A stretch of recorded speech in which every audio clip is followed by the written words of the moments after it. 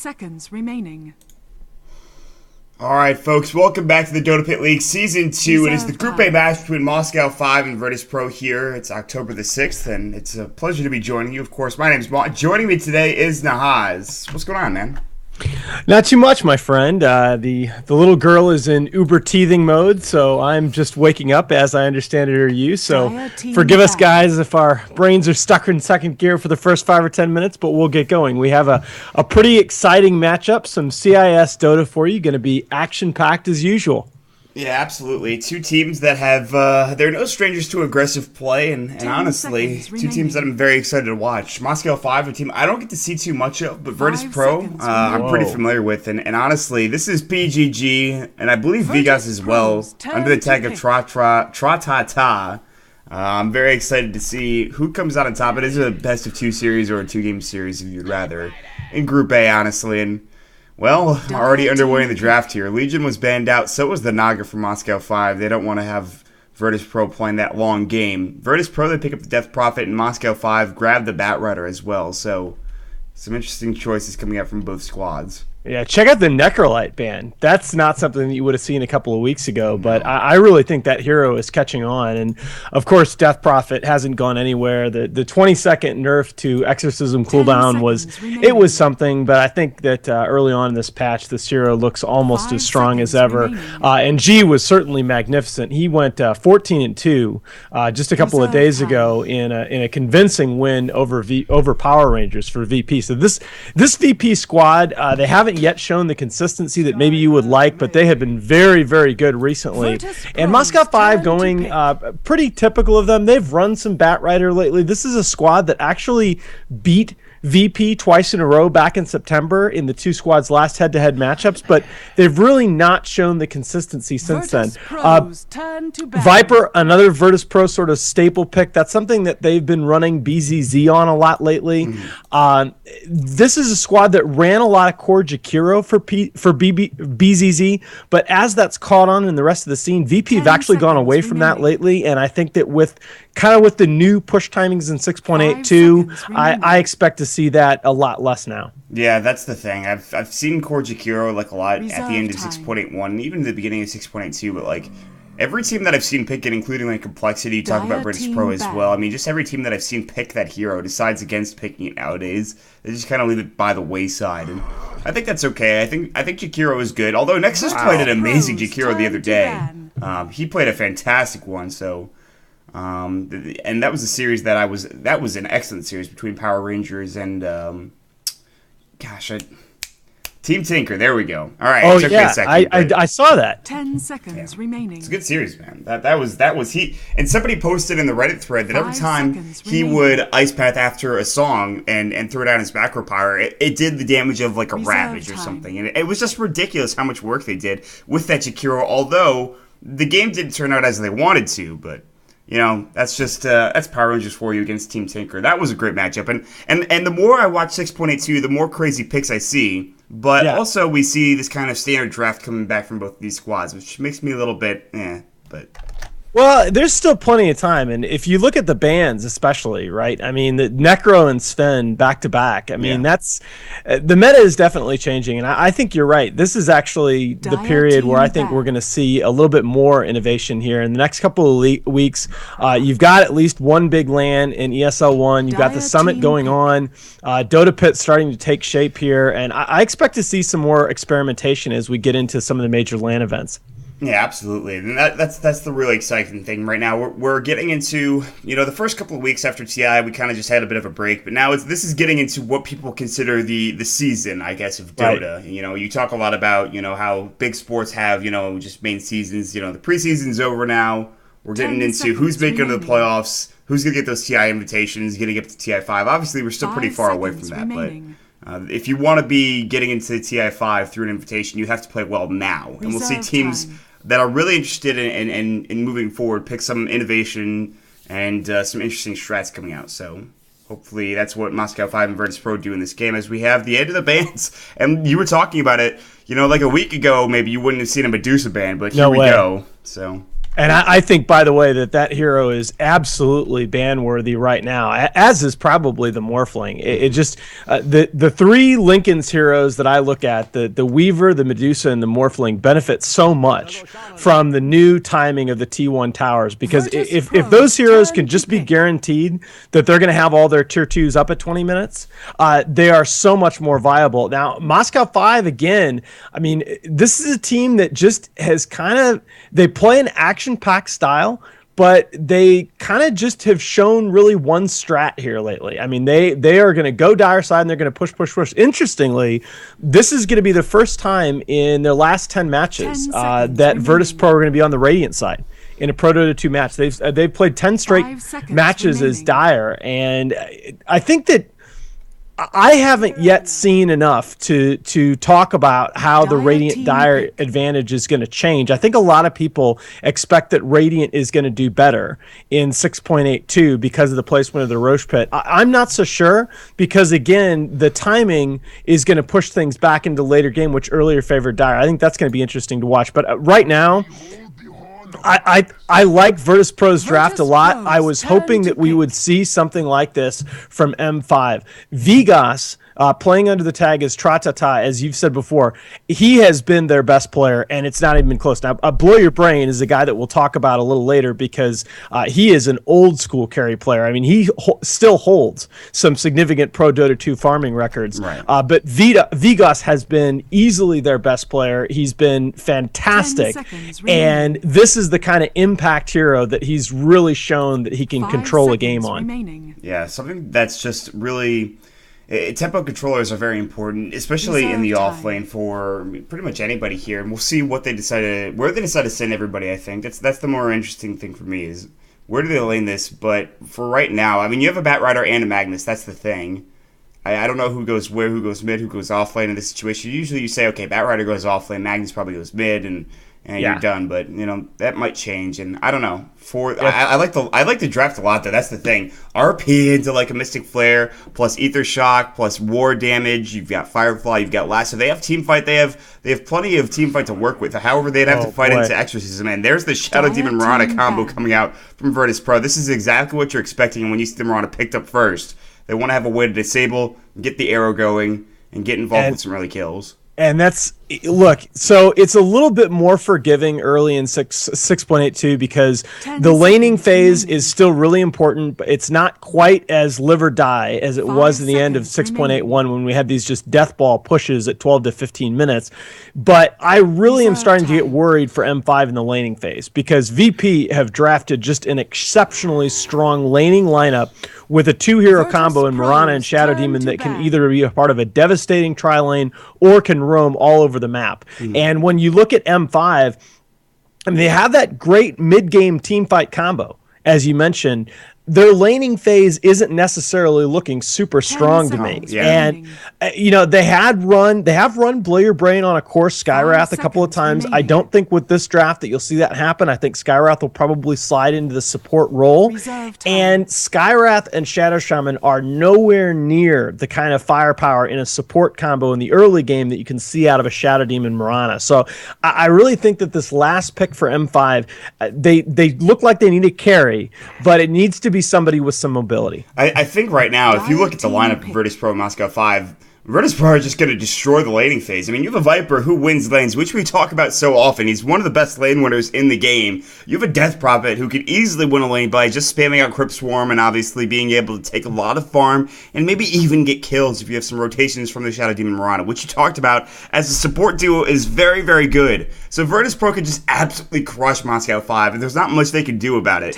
Even a Bat Rider can get caught out. Skywrath and Shadow Shaman, very squishy. They can die. Magnus, he should be okay with Skewer, but if you do hit the combo with the arrow and the disruption, then there's a good chance you will die. So Moscow 5 have to find something here in this last pick that really, I think, impresses me and hopefully kind of rounds out their lineup in a good way, because at this point, Virtus Pro are going to destroy the laning phase as you've talked about. So. Yeah, we should mention, by the way, that Jotum is really shown himself to be one of the best support Mirana players here in the last couple of months.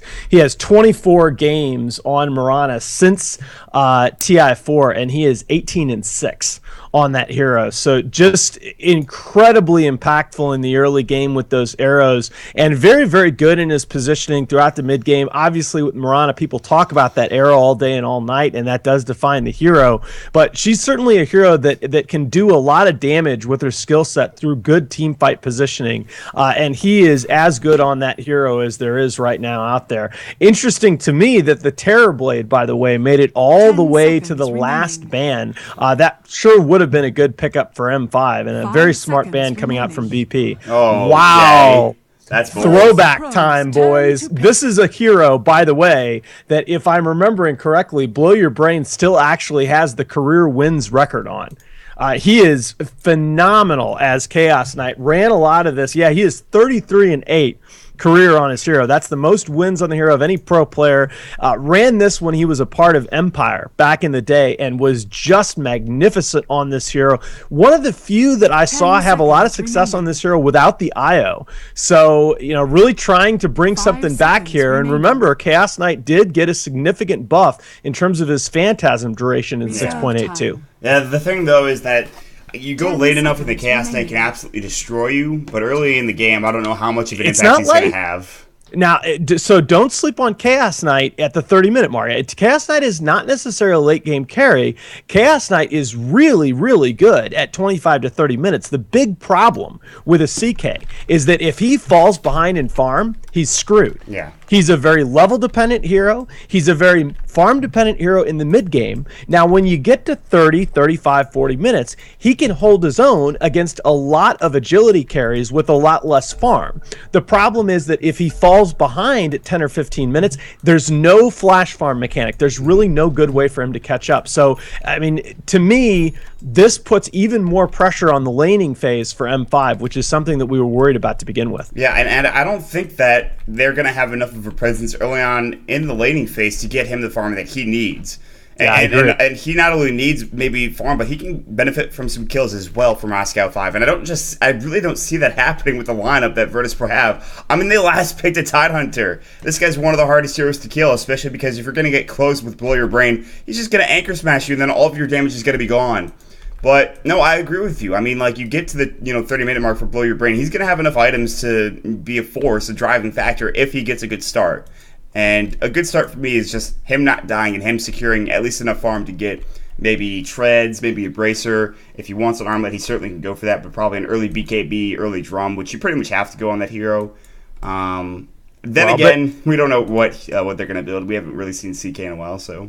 But this is pretty. Look, let's be honest here, okay? This is pretty par for the course for M5. If you look at their stats over the last couple of months, they pretty much have been Team Vegas. And Vegas has really played some magnificent games, including a couple on a mid-Windrunner, which you don't see still that often. And he's been really, really great on that hero. But the rest of the team has just been so up and down around him. In particular, some of their other players. Blow Your Brain has been not so bad, although they've gone into the late game in a lot of cases with their backs against it. So your carry player isn't necessarily going to have the greatest of stats. But TPOH on his off lanes has just been really up and down. Their support duo hasn't shown the kind of consistency, especially from PGG, that you'd really like to see from a veteran player. So, I mean, to me, the pressure is really on... It's on their 3 through 5s. To me, to have a good early game and try and make some space, because Vegas, if you give him a chance, is going to make some plays for you. But we really haven't necessarily seen the kind of consistency out of the rest of the team that's necessary for them to beat a very talented VP roster. Yeah, and I do kind of worry for Moscow 5. This is the first game for both squads here in the DotaPit League, and I think that both teams want to get off to a good start. And if M5 can tie the series, if they can split it 1-1, honestly, I think that's a victory for them. Because Virtus.pro, this is a team that is extraordinarily good, I think, and and one of the most underrated teams. And if you look at the CIS teams, I think it's one of the best. But I completely agree. And the problem is they have played some brutal competition over the last couple of months, so it doesn't necessarily show up in their stats. I believe they finished September 19-19. But I mean, this is a team that played in all the big leagues. They played the Navis, the Alliances. They played the C9s. I mean, these guys have played up against the best, and they've given it some really good games, even in their losses. G has just been magnificent for this team, and he's a player that I always felt like was just terrific in terms of his individual talent level. Yes. But his consistency was really very lacking at times, and I feel like Seedoy and Jotum, which they added to their roster, have just done so much for him in terms of taking off a little of the pressure, and of course also Yol. They've just been the steadying presences that have really helped G to be able to recover from those occasional bad early laning phases and still have the impact that you want from your mid. You talk about G, you see some of his plays, especially when he plays as Invoker specifically. Oh, goodness. I mean, he can also farm really effectively well on other heroes like a Naga, but I feel like G's Invoker is absolutely outstanding. And yeah, I mean, he maybe has some consistency issues, but when I watch him, 90% of the time he impresses the heck out of me with his play style. Oh, yeah. So, Virtus Pro, they have to get G started here. They got to get him on a farm, get him towards that level 2 ultimate. Early Yule Scepter is going to be key, I think, for Virtus Pro. And if they can get him snowballing here in this game, maybe even a couple of kills, all of a sudden Virtus Pro are going to have a great time. And with Yule on the Shadow Demon, with Jotum on the Mirana, they have a very good chance of getting some early pickoffs and some early kills. And Moscow 5 have to be aware of that roaming duo, but they are going to be up top for the time being. And we'll see if they put any pressure here on this tri-lane coming out from N5. Yeah, I think that's the other problem, I guess, with M5's draft is that with the last pick, Chaos Knight, with him being so early game dependent, you really kind of force yourself into a defensive tri-lane, and that's not so bad because it was pretty transparent how VP were going to lane this. If you've been watching them, this is generally what they're going to do when they open with the Viper and the Death Prophet, but still, King R is going to go up first blood here. Goodness. Oh god, gets disrupted, gets arrowed as well, I believe. Just a nice kill coming out, Yol. And that's why you don't go for the top rune spot. Yeah. So, I mean, you just got to be careful, man. That's not the play that you're looking for. So they get caught out, and that's before even the 0-0 mark comes out. They find their first kill, and that's really not how you want to give Virtus Pro the start here. That's really just a problem. Yeah, and they can now, I like what Yol and Jotum are doing. They're basically going to say, okay, we're going to camp up here, and we're going to harass the hell out of your Chaos Knight, and we might go down and gank your mid. But for them, if they can shut down this CK in the laning phase, oh my goodness. And look at King R. I mean, he's scared to even walk between his tier 2 and tier 1 towers. I would be if I was him as well. I mean, yeah, with good reason, right? Yeah, you have the illusions coming through. They have an understanding. The problem is there's no wards here from the Dire side. M5 have only one ward, and it's in the lane, and that doesn't give them vision of all this aggressive play coming out from Yol and from Yol and Jotum. And they don't have a ward on the top rune spot as well, so they won't know if Vegas is getting ganked or not. And he has to kind of be careful. He's going to head down to the bottom rune spot for whatever reason. I think he realizes he might be getting roamed on. So yeah, they're gonna get probably at least the courier here, and maybe even Vegas as well. And this could be devastating because if Magnus can't bottle crawl, yeah, he's screwed.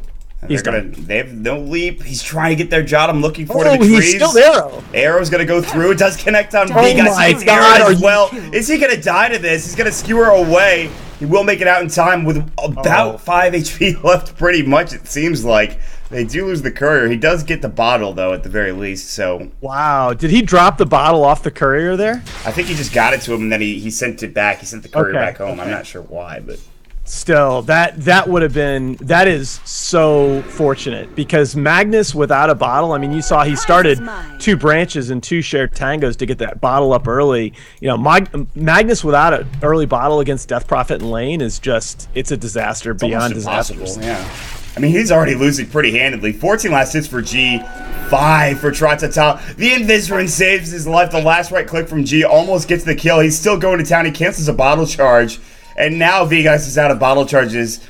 Meanwhile, they're heading bottom. Tron might get caught out here as the Bat Rider is sitting in the jungle, the trees, but he's fine. But Virtus Pro with some early pressure have really... They're going to town. And now Tron's going to get caught out. No. Firefly goes and he stays alive. Oh my god! I mean, Vegas, like he practically is going to have to go back to base, which in this current meta is just disastrous. G is destroying this lane. He's a level up on the Magnus right now, and that's saying something. He didn't even go back. He's out leveling, out farming. He's just destroying Vegas in this mid lane. And meanwhile, bottom lane, you're not getting anything for Tron. He's level 3, which is nice, but farm-wise, he's not getting much. Tidehunter's level 3 as well, so Sidoi is doing fine. He's actually got more assets than the Batrider does. And, of course, we talked about G already, so... I'm a little bit surprised. Oh, boy. Vegas is dead. What are you doing there, Vegas? He just got... It's as simple as that. He just got low and didn't go back to base. And he eventually was going to give up a kill, and... I mean, I understand that you feel a lot of pressure to stay in lane. You're already behind, and you don't want to fall further behind, but giving up a kill is even worse. It's a damn disaster coming out from Moscow 5 right now. The only thing they have going their way is their top lane, and Blow Your Brain is farming pretty effectively, which is nice. They're not putting pressure on him, I'm a little bit surprised that they chose to rotate their supports bottom, but it's not going to matter. They have to make plays with this Skywrath and Shadow Shaman. I mean, Skywrath Mage is still level 1. Right now. Yeah, I mean, you could pull as much as you want, and that's fine. You can get experience that way, but you have a really good roaming duo, and you have Boots up on PGG. You want Boots first. There's no reason to go Boots first unless you're getting involved in kills, I feel like, for Moscow 5. And we'll have to see if they decide to go for a gank anytime soon. I really do. I hate to say it at this point, but I really do feel like M5 have about 4 more minutes to make something happen here in this game, or they are just going to be already at the point where they're about 80-20 underdogs. And the thing is too, it's not even like BZZ's going for your standard Treads mech build. He's going for phase. When you go for phase, you want to be involved early on in the game and getting kills. The damage from poison attack is ridiculous with phase boots. As a Viper player, this is one of my favorite builds, and no one really does it, but... Yeah, I pick Viper because I'm bad at the game, but yeah, that's exactly that's exactly right. Like this hero, people don't realize just how badly he can just break a game at about 8 minutes with this kind of a build. You start roaming and you have enough levels, and you're just gonna kill people left, right, and look center. At this. I mean, Vegas tries for a rotation here, and just no chance. I mean, you just rotate out. Sidor knows this is coming. They have wards across the map, and 5 steps ahead. Yeah.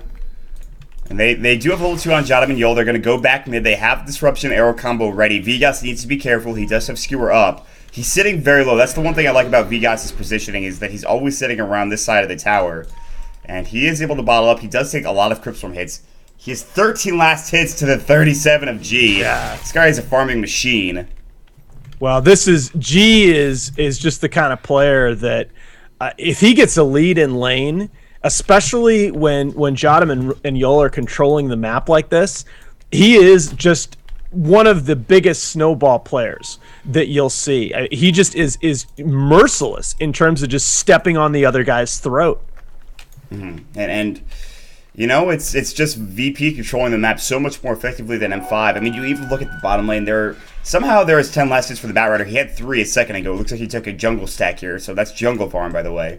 And they're still looking for a Disruption Arrow combo, and it's going to come out. There's the Disruption coming through. There's the arrow. It does connect. Tron's at top barely. Meanwhile, there's going to be a Cryptstorm coming in PGG with the Shackle. Doesn't do anything. He gets the Shackle, the Ether Shot, gets the kill, but he will fall. A 1-for-2 trade. Now the Exorcism. G is running down King R. King R is like, please help somebody. He goes down. Jadam is silenced up. He is late. No, he can't get out in time. Will go down to Tron. So nice rotation from Tron helps get that return kill, but a double kill coming out. That'll be the Death Prophet getting it done. G already getting his drum, and he is having a heck of a game. And very important, though, for M5 to TP in there and try and get something done to get a kill on TPOH. You know, he's going to hit his level 6 now at least a decent time. I mean, certainly you grow alarmed by how much G is just getting fed in this game, but you have to get something done there as M5. That's even if you're giving up kills, you got to get levels somehow. Mm-hmm. Yeah, and that's one way to do it, but it's just they do it so ungracefully. It almost is just like, well, we're gonna die, I guess. We might as well just TP it and get some levels out of it. try to find something. At the very least, though, they get Batrider involved, and like you said, that's very important. He's almost level 6. Right. I mean, top lane, Blow Your Brain's still farming effectively, and it looks like Yol and Jadam are going to try to rectify that. However, King R is going to be the target here. Soul Catcher, Disruption, Arrow connects. King R is going to go down here. He's blocked in by the illusions in Yol, and he makes his way out of there. He dies, and Yol grabs the kill. And now Blow Your Brain's like, I don't know if I want to be here anymore. No, you probably don't, big guy. You probably want to turn that horse around and ride it right out of town. I mean, yeah, I talked about Jadam's Mirana. I probably haven't given Yol enough credit. I mean, this guy, just a terrific support with Rock's Kiss before joining VP. And here it is again. Oof, Arrow That's just the first off the one they've mark. missed. Yeah. That's not an easy combo, right? And, I mean, these two are about 90% with him. They're just crazy. Blow Your Brain staying alive, luckily. But here comes G up at the top lane. He's got enough mana for Crypt Swarm. There's the Ravage from Seedoy. They really want this kill, and they're going to fight it. But the 4-second stun on Seedoy, not going to save his life, though. G dominating spree at 8 minutes and 30 seconds. He has 4 kills. This 1 is all but assist. over. I mean, they have over a 5K gold lead here at 8.5 minute mark.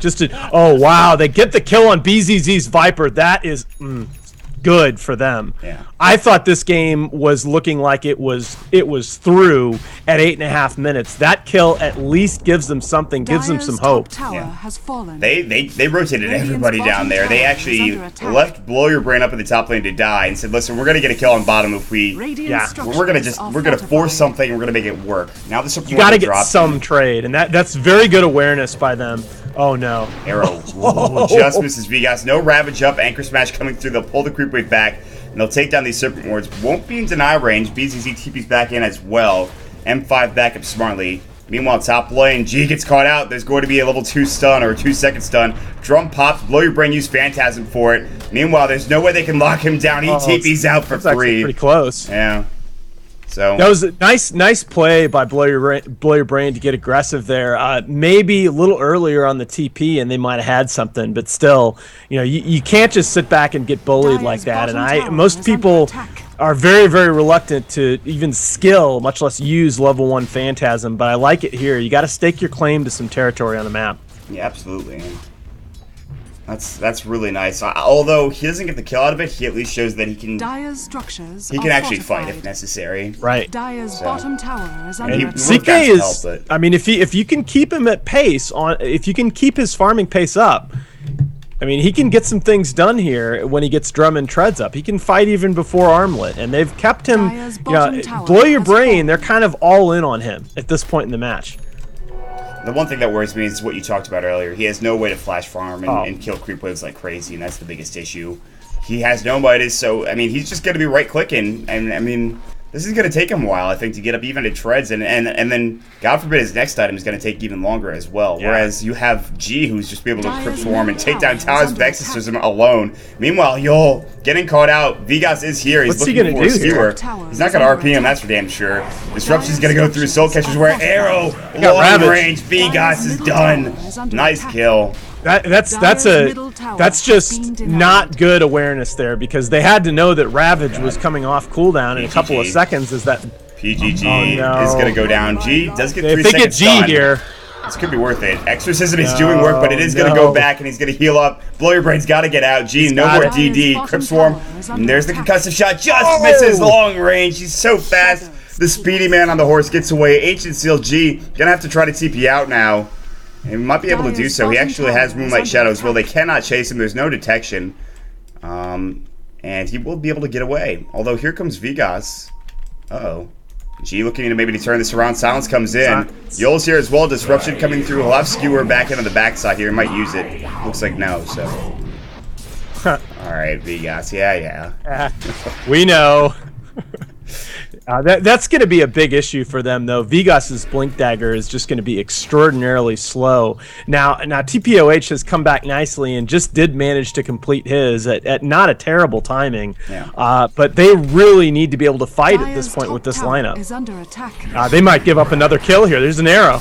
Oh, just barely connecting on the tail of Vegas. And this poor Magnus is like, nope, I'm not going to be able to get another RP off. I'm going to go down. Jadam gets the kill. Top lane, BZZ split pushing, gets lasted in. Wasn't expecting the Blink Dagger. Ancient Seal. Now Blow Your Brain throws up the Chaos Bolt, and they just bring him down. Firefly, he does get the Viper Strike off. King R is like, come on, man.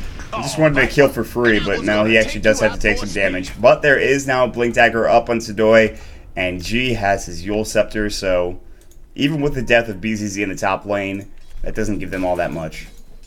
Yeah, it just feels like M5 is kind of running out of time here. They've made some plays, and they've got the core Blink Dagger up, but they just need to make some fights happen here pretty quickly. Yeah, I mean, they need to get a Blink Dagger right now in Vigas more than anything. Yule Scepter is up. He might be able to scare away. Silence is going to go. Oh, no.